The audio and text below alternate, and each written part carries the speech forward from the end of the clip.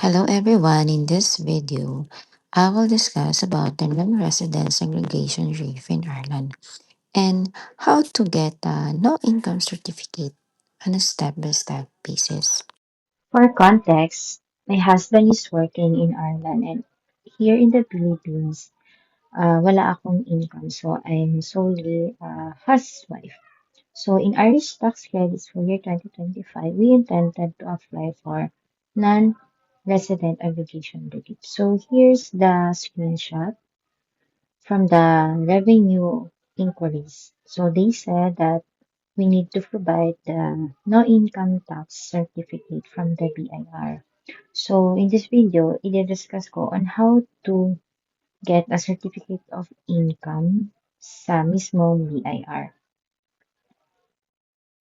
So first, kailangan mo munang malaman kung saan RDO ka resident. So malalaman mo yan, search mo lang sa Google kung ano yung RDO mo and then search mo lang yung address mo and then malalaman mo lang sa Google kung saang RDO ba yung residence mo. So, how to get back? So, we have list of requirements na i-discuss ko. So, take note, kailangan bago kayo dumating doon is talaga na itong mga requirements. First is request letter. So, maglalagay ako ng format regarding this request letter. So, this request letter naman is simple lang. Ilalagay mo lang doon is kung ano yung intention, bakit ka kukuha ng certificate of no income. So, in our case, kukuha tayo dahil hinahanap siya ng revenue or tax credit ng Irish para makakuha ng income tax return yung husband natin or yung partner natin. Second is yung affidavit of no income. This one is gawa ka ng affidavit of no income and then ipapanotaryo mo ito. So, ang nagastos ko dito is 100 pesos lang naman. Ang ginawa ko is gumawa ako ng letter, nilagay ko na lahat ng details doon. And then, pinanotaryo ko. Then, kung gusto nyo ng kopya, maglalagay din ako ng link ng format para dito. And next is the barangay indigency or certificate.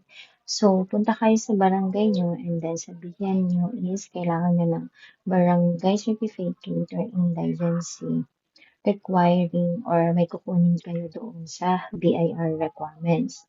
Pangatlo is the two valid ID. So, ang binigay ko sa kanila is yung TIN ID ko and my driver's license. So, photocopy nyo lang yan. Kung wala kayong TIN ID, okay lang naman basta two valid ID siya. And then, magpipay kayo ng 100 pesos. At hindi lang yun bukod sa payment fee na 100 pesos, meron silang tatlong doc stamp, 30 pesos each yun. So, bali, ang binayaran ko is 190 lang naman. So, nagbigay lang ako ng photocopy, one photocopy of each.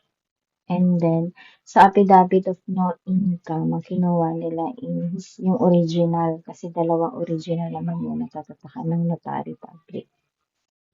So, for the process, ito na yung sunod na i-discuss ko kung gaano ba katagal, anong ginawa ko, and everything.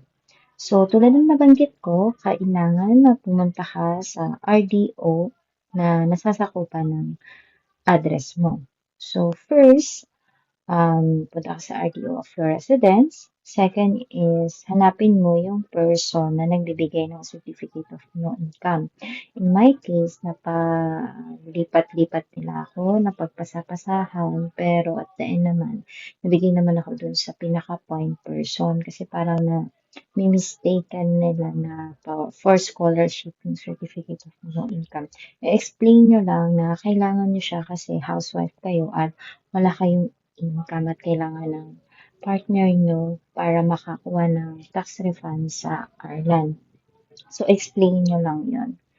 And then, shinow ko din yung screenshot from revenue, yung binigay nila sa akin instruction na dapat ganito yung gagawin, ganito yung nakalagay sa papel.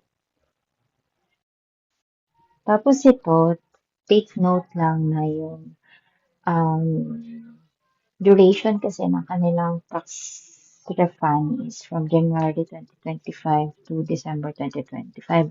However, dito sa Pinas is until April 2025 pinaprocess yung tax refund.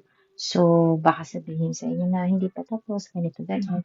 Kaya ang ginawa ko is on sa nakalagay sa email or chat doon sa my inquiries is kailangan na 2 years backwards yung kukunin. So, in my case, mula 2023 to 2024, 2024 to 2025, yung kinuha ko na certificate of no income. Naka-indicate yun mismo doon sa letter. And then, after nun, makausap ka na nung point. Sabihin niya sa'yo kung saan ka magbabayad, yung details, payment fee, doc stamp, and after an hour lang ba? Basta hindi naman tumagal ng 1 hour is nabigay naman na sa akin yung mismong certificate. So, as you can see, ito yung halimbawa ng certificate na nakuha ko.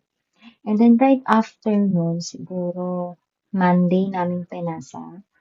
And then after 2 days, na pinasa namin yung certificate of no income, barangay indigency, marriage certificate sa my inquiries is after 2 days, naka-receive na kami ng statement of liability and then nakuha na rin ng husband ko yung tax refund. So, yun lang.